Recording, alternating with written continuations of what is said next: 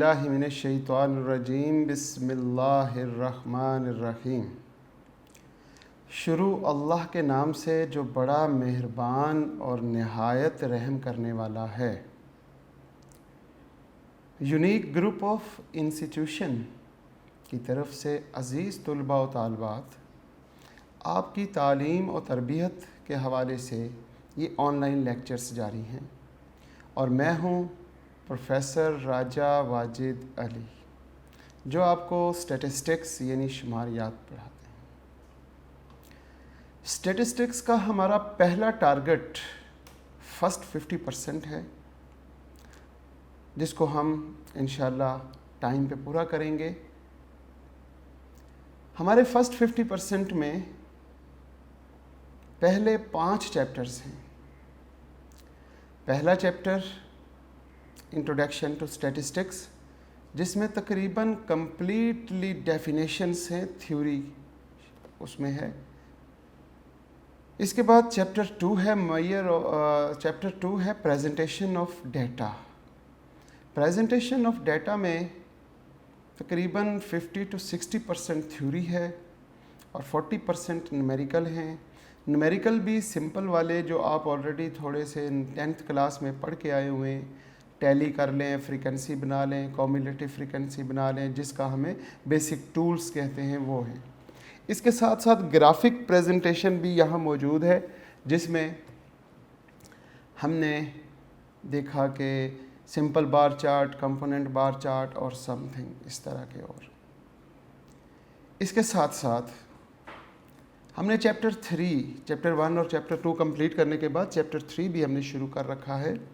और चैप्टर 3 जो है मेजर ऑफ लोकेशन या सेंट्रल टेंडेंसी या एवरेज, हमने इस चैप्टर को शुरू किया, काफ़ी अरसा हो गया है और आज इंशाअल्लाह उम्मीद है कि इस लेक्चर में इस चैप्टर को क्लोज़ करेंगे और नेक्स्ट लेक्चर से हम चैप्टर 4 मेजर ऑफ डिस्पर्शन को शुरू करेंगे। तरीक़ाकार ये है कि हमने ये सारा काम किया है और practice make a man perfect. जब तक आप प्रैक्टिस नहीं करेंगे, जब तक आप इन सवालों को आप ख़ुद सॉल्व नहीं करेंगे, चाहे एक पहली मर्तबा वीडियो लेक्चर देखने के बाद आप साथ साथ सॉल्व करें, गो के हो सकता है कि आपके लिए मुश्किल हो, लेकिन इंसान के लिए मुश्किल कोई चीज़ नहीं होती। जो वो करना चाहता है वो हो जाती है। अगर आप चाहते हैं कि साथ साथ नोट्स बने तो बहुत आसानी से बन सकते हैं, और अगर आप खुद ही नहीं चाहते तो फिर ये कभी नहीं बन सकते। जब नोट्स बनेंगे, अपने हाथों से आप इन मुकम्मल एक्सरसाइज को सॉल्व करेंगे। वीडियो लेक्चर्स के साथ साथ कर लें या यहाँ पे पहले समझ के बाद में ख़ुद उसे सॉल्व करें। और अगर कोई प्रॉब्लम हो तो हमारी ऑनलाइन ही एक वेबसाइट आप तक पहुँच चुकी होगी, उसमें आप अपनी प्रॉब्लम्स को डिस्कस भी कर सकते हैं और बहुत जल्द हो सकता है फ़ोनिक रब्ता भी कर दिया जाए सब्जेक्ट वाइज आपके टीचर्स का आपके साथ इंशाअल्लाह। हम अपने लेक्चर का आगाज़ हस्ब मामूल एक दुआ से करते हैं और दुआ है रिज़्क कमाने की। रिज़्क के लिए हमें अपने रब से मांगना चाहिए और बहुत मांगना चाहिए, क्योंकि रिज़्क के ख़ज़ाने हमारे रब के पास हैं और उन ख़ज़ानों से हमारा रब हमें अता करता है। हम जितना मांगेंगे उतना देगा। एक और चीज़ है, मुझे अचानक याद आ गई। हमारे डॉक्टर मलक ग़ुलाम मुर्तज़ा साहब फरमाया करते थे कि अगर आपने किसी चीज़ में इजाफ़ा करना है, किस चीज़ में? इल्म में इजाफ़ा करना है, क्योंकि वो इल्म वाले बंदे थे तो सबसे पहले बात इल्म की करते थे। अगर आप चाहते हैं कि आपके इल्म में इजाफ़ा हो जाए, अगर आप चाहते हैं कि आपकी इज़्ज़त में इजाफ़ा हो जाए, आप चाहते हैं आपकी दौलत में इजाफ़ा हो जाए, दुनिया में किसी भी चीज़ में आप चाहते हैं कि आपको इजाफ़ा हो, वो ज़्यादा हो जाए, तो उसका एक आसान सा फार्मूला बताया उन्होंने मुझे, बल्कि हम सबको बताया था कि आप उस चीज़ में से, जो चीज़ आपके पास है लेकिन कम है और आप चाहते हैं कि ये ज़्यादा हो जाए, उस चीज़ में से कुछ हिस्सा अपने रब के नाम खर्च कर दें। जब आप उस चीज़ में से कुछ हिस्सा अपने रब के नाम खर्च कर देंगे तो रब उसको 70 गुना ज़्यादा करके आपको वापस कर देगा। रिस्क में इजाफा की दुआ, रिस्क में बरकत की दुआ आपको याद करवाता हूँ। अल्लाहुम्मा, ए मेरे रब, उर्ज़ुक़नी, मुझे अता कर, रिज़्क़न, रिस्क, ए मेरे रब मुझे अता कर रिस्क। वो रिस्क कैसा हो? रिज़्क़न हलालन, ए अल्लाह वो रिस्क हलाल हो। अल्लाहुम्मा उर्ज़ुक़नी रिज़्क़न हलालन तय्यबन, वो हलाल भी हो और वो तय्यब यानी पाक भी हो, ये दो खूबियाँ उसमें हो। अल्लाह, अल्लाहुम्मा उर्ज़ुक़नी रिज़्क़न हलालन तय्यबन मुबारिकन, और उसमें तीसरी खूबी मुबारक हो। ये मैं बार बार इसलिए शुरू से रिपीट करता हूँ कि मेरे बच्चे मेरे साथ साथ रिपीट करें और लेक्चर शुरू होने तक ये दुआ याद भी हो जाए।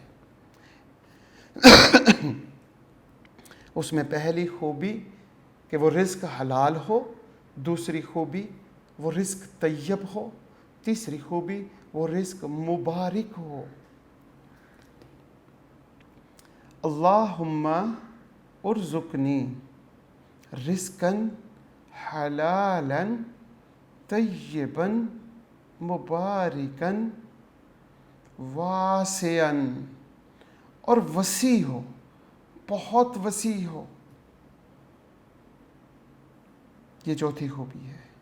और पांचवी खूबी इसके साथ हम ऐड करते हैं, अल्लाहुम्मा उर्ज़ुक़नी रिज़्क़न हलालन तय्यबन मुबारकन वासिअन मिन इंदिक। ए अल्लाह, पांचवी खूबी ये है कि ए अल्लाह तो उस रिस्क को हमें डायरेक्ट देना, हमें किसी के हाथों के ज़रिए ना देना, क्योंकि जब किसी के हाथों से हमें रिस्क मिलेगा तो वो हमें किस नज़र से देख रहा होगा वो तो तू जानेगा या मैं जानूँगा। तो ए अल्लाह, रिस्क जो है वो तू हमें डायरेक्ट दे दे, हमें किसी के वसीले की ज़रूरत नहीं है, हमें किसी के वसीले के ज़रिए ना दे, हमें डायरेक्ट 1 to 1 ए अल्लाह हमें रिस्क अता कर। आमीन सुम्मा आमीन। आज के लेक्चर का हम आगाज़ करते हैं, और कल हम लास्ट लेक्चर में हमने क्वेश्चन नंबर 43 जिसमें लोअर क्वार्टाइल्स मालूम करना था वो किया। इसके साथ हमारा 43 क्वेश्चन कंप्लीट हो गया था। आज हमारा क्वेश्चन है क्वेश्चन नंबर 43 का ए पार्ट कल कंप्लीट किया था, आज हम 43 का बी पार्ट शुरू करते हैं। क्वेश्चन नंबर 43 है और बी पार्ट, ये भी बहुत आसान सवाल है।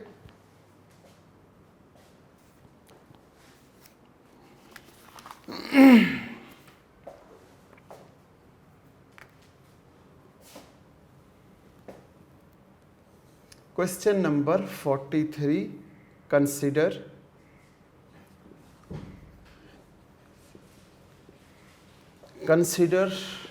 the following data. Calculate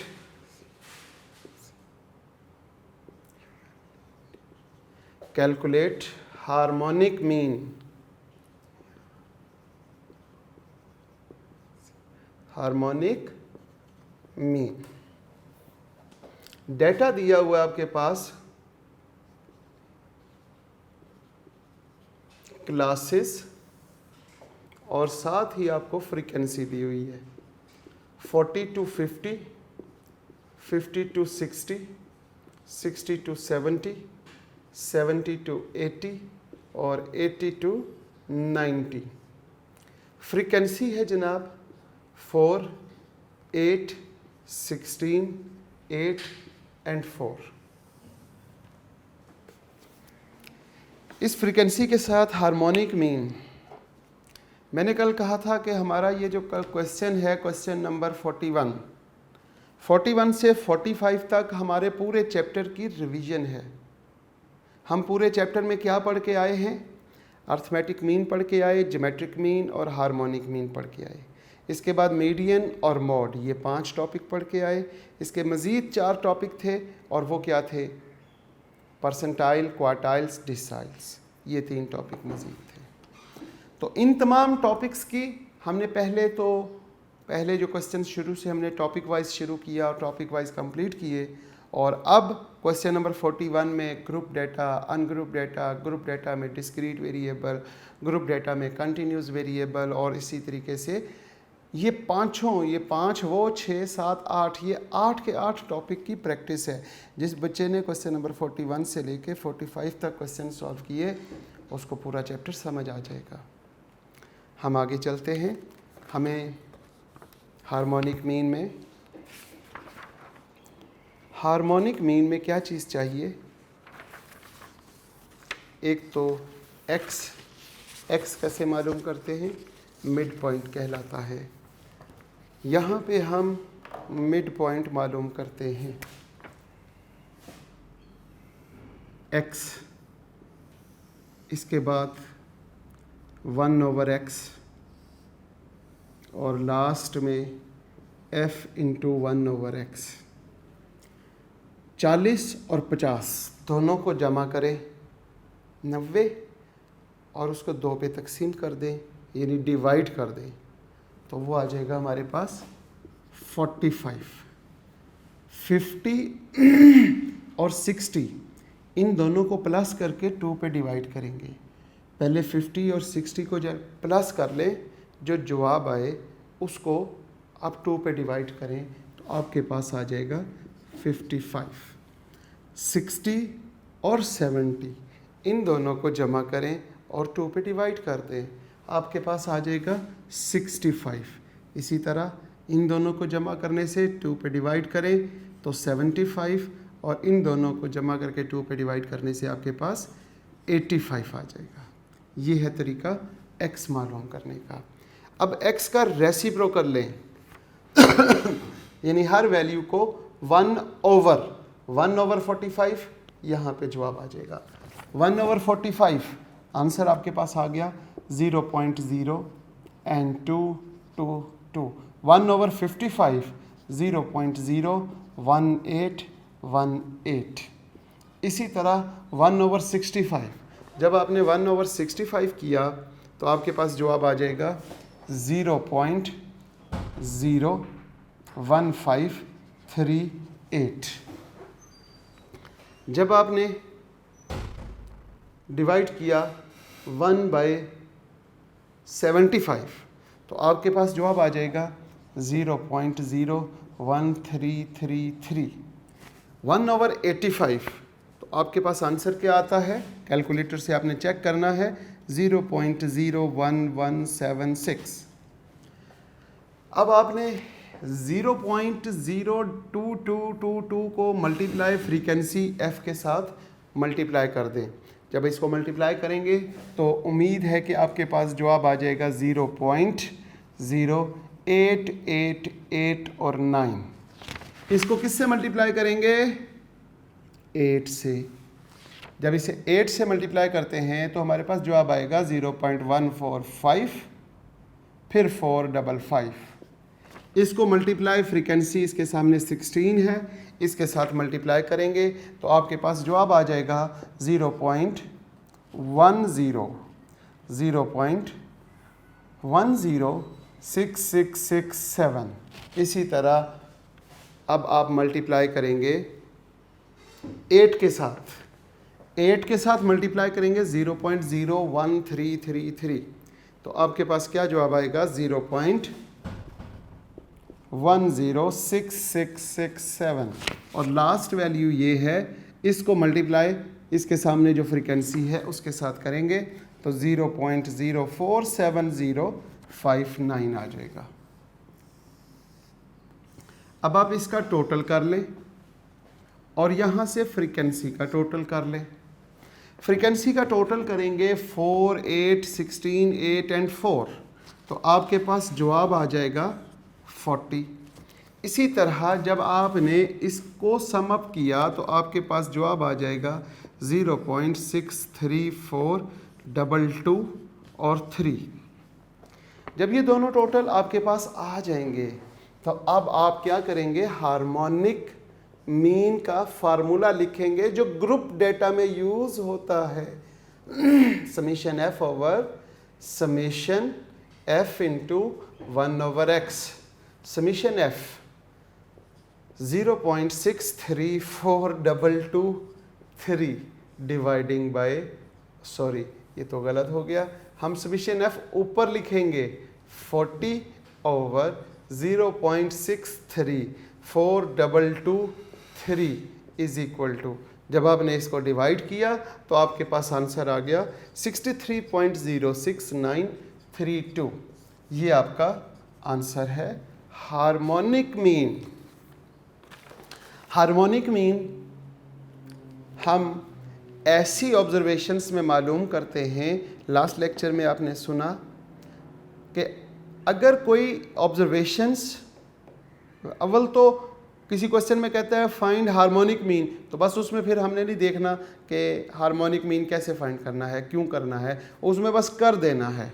group data है तो ग्रुप डेटा का ये फार्मूला है, अनग्रुप डेटा है तो ऊपर समीशन f की जगह पे n लिख देंगे और नीचे f नहीं आएगा, समीशन 1/x आ जाएगा, n over summation 1/x ungroup data में।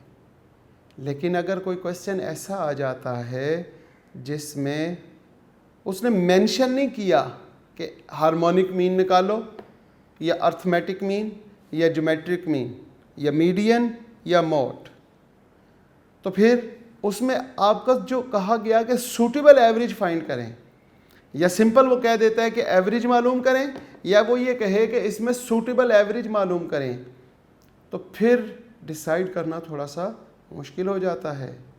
अगर आपके पास जो ऑब्जर्वेशन गिवन है वो इंक्रीज या डिक्रीज हो रही हो, किस में, परसेंटेज में, तो हम ज्योमेट्रिक मीन मालूम करेंगे। परसेंटेज में आपके पास गिवन डेटा हो और वो डेटा रिप्रेजेंट कर रहा हो कि किसी की वैल्यू इंक्रीज हो रही है या डिक्रीज हो रही है, तो वहाँ पे हम the suitable average is geometric mean, तो वहाँ पे हम ज्योमेट्रिक मीन मालूम करेंगे। और अगर ज्योमेट्रिक मीन नहीं मालूम करते, कोई और एवरेज मालूम कर लेते हैं, तो वो फिर क्रॉस लग जाएगा, वो सवाल सही नहीं होगा। इसी तरह मैंने आपको बताया कि कुछ ऑब्जर्वेशंस ऐसी हैं कि जैसे 10, 20, 30, 40, साथ 500 फिर वापस आ जाता है 60, 70 और 1000। अब इस डेटा में ज़रा गौर करें तो बाकी वैल्यूज़ तो ठीक चल रही हैं, क्लोज्ड हैं, लेकिन दो वैल्यूज़, एक 500 और एक 1000, वो बाकी वैल्यूज़ से डिफरेंट है। और अब आपसे कहा जाए कि इसकी एवरेज मालूम करें। अब जब आप अर्थमेटिक मीन मालूम करेंगे तो क्या होगा कि वो जो लार्ज वैल्यूज़ थी, एक्सट्रीम वैल्यूज़ थी, वो हमारे डेटा को डिस्टर्ब करेंगे और उससे हमारी एवरेज डिस्टर्ब हो चुकी होगी। अर्थमेटिक मीन वहाँ नहीं फाइंड करेंगे। वहाँ के लिए भी हमें ज्योमेट्रिक मीन की ज़रूरत पड़ेगी, क्योंकि जब हम उसका लॉगरिथम लेंगे, जब हम उसका लॉग लेंगे, 500 का भी लॉग लेंगे, तो वो भी पॉइंट्स में आ जाएगा, 1 पॉइंट या 5 पॉइंट में, और बाकी वैल्यू 0 पॉइंट में होंगी। 0 पॉइंट में, 1 पॉइंट में और 5 पॉइंट में डिफरेंस सेम हो जाएगा, और फिर आप उसकी एवरेज ज्योमेट्रिक मीन ले सकेंगे। इसी तरह अगर हमारे पास डिस्टेंस को ट्रेवल किया गया है, एक जगह से दूसरी जगह पर पहुंचा गया है, और साथ साथ हमने इस चीज़ को रिकॉर्ड किया है कि यहाँ से वहाँ तक पहुँचने के लिए स्पीड क्या है, पहले स्टेज पे स्पीड क्या थी, दूसरे स्टेज पे स्पीड क्या थी, और स्पीड में आपका डाटा गिवन हो और आपको कहा जाए कि फाइंड एवरेज मालूम करें, तो फिर आपने हार्मोनिक मीन मालूम करना है। लास्ट लेक्चर में भी हमने इस बात को डिस्कस किया था, और आज क्योंकि उम्मीद है कि इस चैप्टर का लास्ट डे है और लास्ट लेक्चर है, तो इसलिए मैं ओवरव्यू हर टॉपिक में दे दिया करूँगा कि यहाँ पे ये, यहाँ पे ये और यहाँ पे ये। अब हम बात करते हैं क्वेश्चन नंबर 44 की, और 44, find the value of mode from the data. नीचे डेटा दिया हुआ है और उससे मोड मालूम करना है। अब हम बात करते हैं मोड की। Question number 44 find the value of mode from the data आपके पास दिया हुआ है, मार्क्स 10 to 14, 15 to 19, 20 to 24, इसी तरह 25 से 29 और 30 to 34। साथ आपको फ्रीक्वेंसी दे दी गई। फ्रीक्वेंसी में है जी 2, 4, 8, 6 और 3। मोड मालूम करना है। मोड हम 3 तरीक़ों से मालूम करते हैं। एक अनग्रुप डेटा। तो क्या ये अनग्रुप डेटा है? बिल्कुल नहीं। जब फ्रीक्वेंसी दे दी जाए तो हम उसे अनग्रुप डेटा तो कह ही नहीं सकते। ये अनग्रुप डेटा नहीं है, ये है ग्रुप डेटा। अब ग्रुप डेटा में हमारे पास 2 कैटेगरीज हैं, group data in discrete variable और group data in continuous variable. अगर ये डिस्क्रीट वेरिएबल है तो डिस्क्रीट वेरिएबल वाला फार्मूला लगा के उस प्रोसीजर के साथ सॉल्व करेंगे। डिस्क्रीट वेरिएबल के साथ जो मोड का फार्मूला है वो है mode is equal to the value corresponding of the highest frequency. Highest frequency के कोरस्पॉन्डिंग जो x की वैल्यू है वो मोड कहलाएगी। और अगर ये group data in continuous variable, ये कंटिन्यूस वेरिएबल है, तो फिर आपका famous formula L plus FM minus F1 over FM minus F1 plus FM minus F2 आगे इंटू H होगा। अब हमें कैसे पता चलेगा कि ये डिस्क्रीट है या कंटिन्यूस है? अगर ये ग्रुप की शक्ल में है, इस तरह ग्रुपिंग की गई है, तो वो होता ही कंटिन्यूस है। अगर यहाँ नंबर दिए हुए ये ना लिखा होता, सिर्फ 14, 19, 24, 29 एंड फिर हम ये देखते कि ये जो नंबर दिए हुए हैं ये किसको रिप्रेजेंट कर रहे हैं। अगर ये रिप्रेजेंट कर रहे हैं नंबर ऑफ स्टूडेंट्स को, नंबर ऑफ चेयर्स को, साइज ऑफ शूज़ को, जो डिस्क्रीट वेरिएबल है, तो फिर ये डिस्क्रीट वेरिएबल का क्वेश्चन बन जाएगा। वैसे यहाँ पे तो मार्क्स लिखा हुआ है और मार्क्स तो वैसे भी कंटिन्यूस होता है, लिहाजा हम यहाँ पे फार्मूला कौन सा लगाएंगे, मोड का। Mode is equal to L plus H over F n by, ये तो मीडियन का फार्मूला लिखा जा रहा है, यहाँ पे क्या था L प्लस, यहाँ पे लाइन लगा देंगे डिवाइड की, Fm minus F1, Fm minus F1 और प्लस Fm माइनस F2 और मल्टीप्लाई बाय H। ये फार्मूला है median group data in continuous variable. अब हम देखते हैं कि मीडियन ग्रुप कैसे मालूम करें, मोड ग्रुप सॉरी। अब मसला ये है कि मोड ग्रुप के लिए जब हमें मोड मालूम करना है तो हमें क्लास बाउंड्री की ज़रूरत है। अगर तो क्वेश्चन में ऑलरेडी क्लास बाउंड्री गिवन है तो फिर हमें क्लास बाउंड्री बनाने की ज़रूरत नहीं, और अगर नहीं है तो क्लास बाउंड्री के बगैर हम मोड मालूम नहीं कर सकते। अब हमें क्लास बाउंड्रीज कैसे मालूम होंगी, हम यहाँ पर ये देखते हैं कि पहली क्लास की जो अपर क्लास है और जो दूसरी क्लास की लोअर क्लास, क्या ये दोनों इक्वल हैं? अगर ये दोनों इक्वल नहीं हैं तो फिर क्लास बाउंड्रीज बनानी पड़ेगी। इनका डिफरेंस कितना है? इनका डिफरेंस 1 का है। 1 को हम 2 पे डिवाइड करते हैं तो जवाब आएगा 0.5। अब ये 0.5 हमने क्या करना है, इन सब में से माइनस कर देंगे और अपर क्लास में प्लस कर देंगे तो हमारे पास क्लास बाउंड्रीज बन जाएंगी।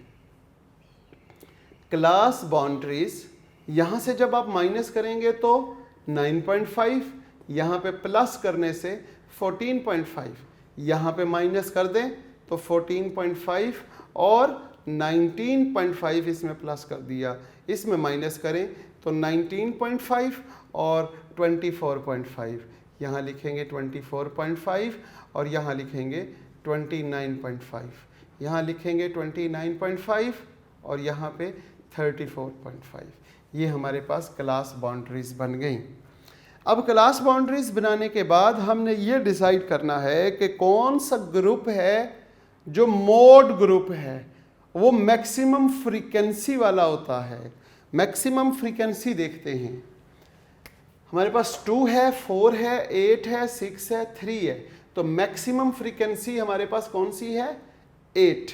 इट इज फ्रीक्वेंसी और मैक्सिमम, और ये ग्रुप कहलाएगा मोड ग्रुप। Maximum frequency 8। अब मैक्सिमम फ्रीक्वेंसी से जो प्रीवियस होती है फ्रीक्वेंसी वो हमारे पास F1 होगी और जो नेक्स्ट होगी वो हमारे पास F2 होगी। लिहाजा हम यहाँ पे लिखते हैं कि हमारे पास मैक्सिमम फ्रीक्वेंसी क्या है, वो 8, F1 वो क्या है 4, F2 वो क्या है 6। इसके बाद हमने देखना है L और H। अब L lower class boundary of the mode group. Mode group में लोअर क्लास बाउंड्री क्या है? पहले तो हम ये देखते हैं कि ये मोड ग्रुप है, इसमें क्लास बाउंड्री, ये क्लास बाउंड्री और ये मिल गई class boundary.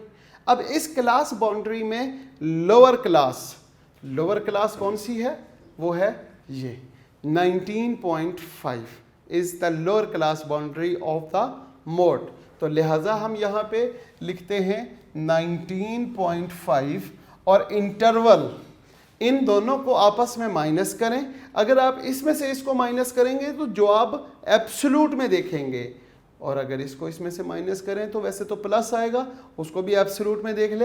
Absolute difference of the class boundary of mode group. Mode group की जो क्लास बाउंड्री है उसका एब्सोल्यूट डिफरेंस H कहलाता है और वो है 5। जब ये सारी वैल्यूज आपको मिल जाएं तो अब आप मोड के फार्मूले में वैल्यूज पुट कर दें। कैसे करेंगे? Mode is equal to 19.5 plus, यहाँ पे हम लिखेंगे 8 माइनस 4 और प्लस 8 माइनस 6 इंटू 5। यहाँ पे आ जाता है 19.5। यहाँ पे हम क्या करेंगे? 8 माइनस 4 हम यहाँ पे लिखेंगे फिर 4, यहाँ पे भी 4, 8 minus 6 it is 2 multiply by 5। 19.5 plus 4 over 4 5 6 multiply by 5। 19.5 plus 4 5s are 20 over 6। 19.5 plus 20 over 6 क्या आएगा? 20 over 6 के साथ 3.333। अब 3.333 को आप प्लस कर दें 19.5 में तो वो आ जाएगा 22.83। 22.8333 और ये आपका मोड आ गया। आपने देखा कि हमने लास्ट क्वेश्चन में हार्मोनिक मीन को सीखा और इस क्वेश्चन में हमने मोड को सीखा, और ये दोनों सवाल बहुत आसान हैं और पेपर में इसी तरह के सवाल आया करते हैं। इसके बाद हमारा है last question of this chapter. Question number 3.45 है, उसका ए पार्ट और उसका बी पार्ट। दो पार्ट रह गए हैं हमारे इस चैप्टर के।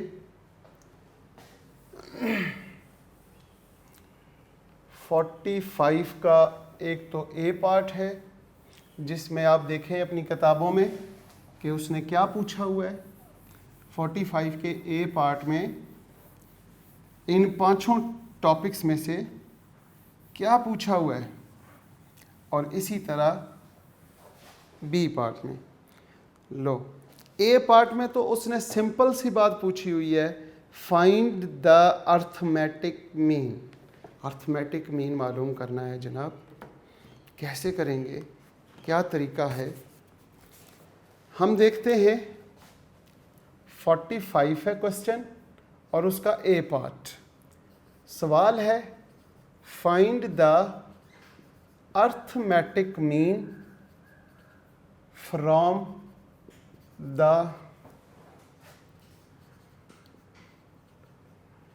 Following data. नीचे डेटा दिया हुआ है। डेटा क्या दिया हुआ है? u is equal to x minus 30 over 5, इसके साथ -2, -1, 0, 1, 2 और 3, और साथ ही फ्रीक्वेंसी दे दी उसने। वो क्या दी हुई है?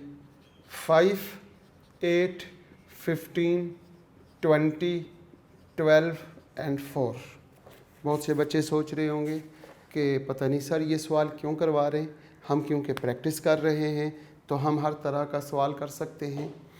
लास्ट क्वेश्चन है और उसका ए पार्ट है। इसमें आपने अर्थमेटिक मीन मालूम करना है। अगर आपको याद हो तो अर्थमेटिक मीन मालूम करने का एक फार्मूला था समीशन x ओवर n। एक फार्मूला था अर्थमेटिक मीन का a plus summation d over n, और अर्थमेटिक मीन का तीसरा फार्मूला था, क्योंकि यहाँ फ्रीक्वेंसी है तो हम फ्रीक्वेंसी वाले फार्मूले लिखते हैं। यहाँ पे summation fx over summation f। इसी तरह यहाँ पे a plus summation fd over summation f। यहाँ पे a plus summation fu over summation F multiply by H. इनमें से आप कोई भी फार्मूला लगा सकते हैं। इनमें से पहला वाला फार्मूला डायरेक्ट मेथड, वो भी इस्तेमाल कर सकते हैं। दूसरा फार्मूला ज़रा मेहनत ज़्यादा हो जाएगी, वो रहने दें। तीसरा फार्मूला जिसमें बिल्कुल ही मेहनत नहीं करनी पड़ेगी, आपने क्या करना है, एफ़ को यू से मल्टीप्लाई करना है। एफ़ को यू से मल्टीप्लाई करना है। ये एफ़ है और ये यू, इन दोनों को आपस में मल्टीप्लाई कर दें। तो यहाँ पे क्या लिखेंगे, एफ यू, 5 2s are -10, यहाँ पे -8, यहाँ पे 0, यहाँ पे क्या होगा 20, यहाँ पे 24 और 4 3s are, ये भी आपके पास 12 आ गया। अब आपने यहाँ से इसका सम अप करना है, फ्रीक्वेंसी का सम। फ्रीक्वेंसी का जब आप सम करते हैं 5, 8, 15, 20, 12 एंड 4, तो वो आपके पास 64 आ जाएगा, 64।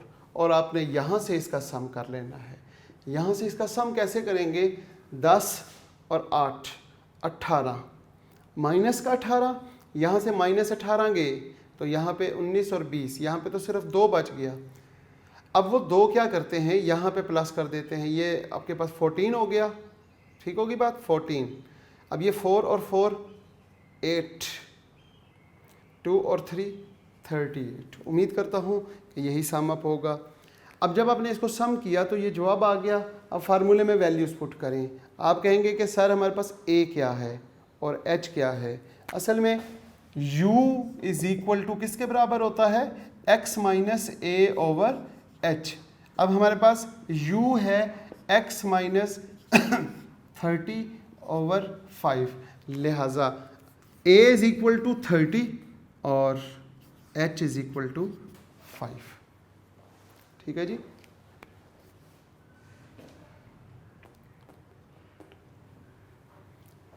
अब आप यहाँ पे फार्मूले में वैल्यूज पुट कर दें, इस फार्मूले में, तो क्या होगा, arithmetic mean is equal to a 30, summation f u 38 over summation f 64 multiply by 5। अब इस 5 को पहले इससे मल्टीप्लाई करें, डिवाइड करें और प्लस 30 कर दें, तो आपके पास आंसर आ जाएगा और वो है 32.9। ठीक है जी। इसका दूसरा मेथड, अगर हम बात करें इसके दूसरे मेथड की, और वो है डायरेक्ट मेथड। हम इसे रेज कर देते हैं, इसको भी इसमें वैल्यूज पुट करके आप खुद सॉल्व कीजिएगा और दूसरे मेथड से सॉल्व करने पर आंसर दोनों का इक्वल आएगा। हमें x की ज़रूरत है। हमें किसकी ज़रूरत है, x। वो किसके बराबर होगा, ये 5u से मल्टीप्लाई हो जाएगा। 5u is equal to x minus 30, ये 30 इधर आके प्लस हो जाएगा, प्लस 30 आपने x बना लिया। अब आपने यहाँ पे क्या करना है, 5 को -2 से मल्टीप्लाई किया, तो -2 से मल्टीप्लाई करने से यहाँ पे आ गया -10। तो जब -10 आ गया तो आपके पास जवाब आ जाएगा 30 प्लस करने से 20। ठीक है जी। नेक्स्ट यहाँ पे 25, 30, 35, 40 एंड 45, ये आपके पास x आ गया। अब आप क्या करेंगे, f को x के साथ मल्टीप्लाई करेंगे। यहाँ पे f(x) मल्टीप्लाई कर लिया, पहली वैल्यू है उसको जब आपने मल्टीप्लाई किया तो आपके पास जवाब आ गया 100। 20 को 5 से किया तो 100। आगे देखते हैं, फिर 200 आ गया, फिर हमारे पास 450 आ गया, फिर 700 आ गया, फिर 480 आ गया, फिर 180, और इनका सम अप करने से 2110 आ जाएगा। अब आप यहाँ पे फार्मूले में वैल्यूज पुट करें, 2110 ओवर 64। 2110 को 64 पे डिवाइड करने से आंसर आता है 32.96875। ये आपका आंसर है। लास्ट क्वेश्चन हमारे पास है और उसमें उसने फिर दोबारा से मोड पूछ लिया है, और मोड भी कैसे पूछा है कि उसने खुद ही क्या बना दिया, देख रहे हैं आप अपनी किताब में इस सवाल को? देखें ज़रा गौर से कि अगर ये सवाल इम्तिहान में, जैसा कि 2014 में और अक्सर ये सवाल पेपर में आया करता है, अगर ये सवाल पेपर में आ जाए तो हमारे लिए कितनी आसानी है। क्वेश्चन नंबर 3.45 और उसका बी पार्ट कहता है find mode from the following data. और डेटा क्या दिया उसने? ग्रुप के साथ उसने कहा 0 to 5, 5 to 10, 10 to 20, 20 to 25। ये इंटरवल इक्वल होने की वजह से ये ग्रुप क्या कहलाएगा? क्लास बाउंड्री, जो हमें मालूम करने की ज़रूरत नहीं होगी। अब यहाँ पे हमारे पास फ्रीक्वेंसी है 4, 7, 10, 5 से 10, 10, 20 से 25। कहाँ से गलती हो रही है? 10 से 15 था इधर, अब यहाँ पे आ जाएगा 15 से 20 और 20 से 25। ये हमारे पास 10, देखें जी 4, 7, 10, 6 एंड 4, ये आपके पास डेटा है। मोड मालूम करना है, ग्रुप डेटा है और कंटिन्यूज़ है। ग्रुप डेटा जब कंटिन्यूज़ हो तो मोड मालूम करने के लिए आपने अभी देखा इसी लेक्चर में, mode is equal to L plus ये line FM plus F1, FM minus F1 plus FM minus F2 और multiply by H। Maximum frequency देखेंगे, ये मैक्सिमम फ्रीक्वेंसी है और इसको मोड ग्रुप कहेंगे।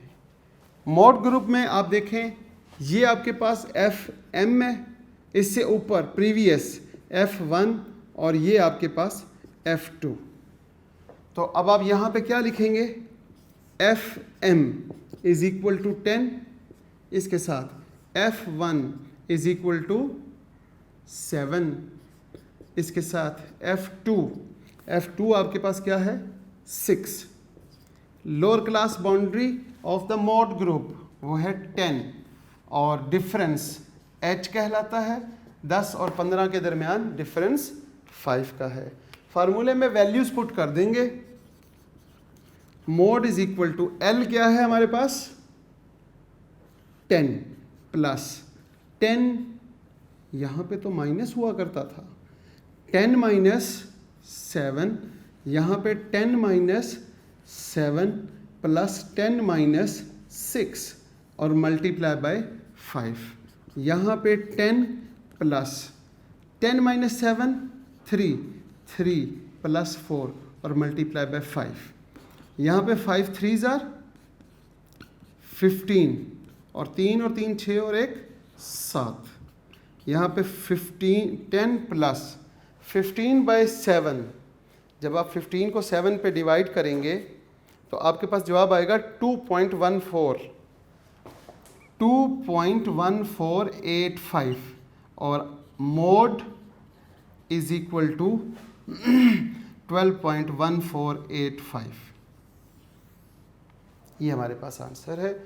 और इसी के साथ हमारा आज का चैप्टर नंबर 3 और आज का लेक्चर दोनों कंप्लीट होते हैं इस दुआ के साथ कि सदा खुश रहें, वालदैन का साया ता क़यामत कायम रहे, सेहत वाली ज़िंदगी अता करे अल्लाह ताला।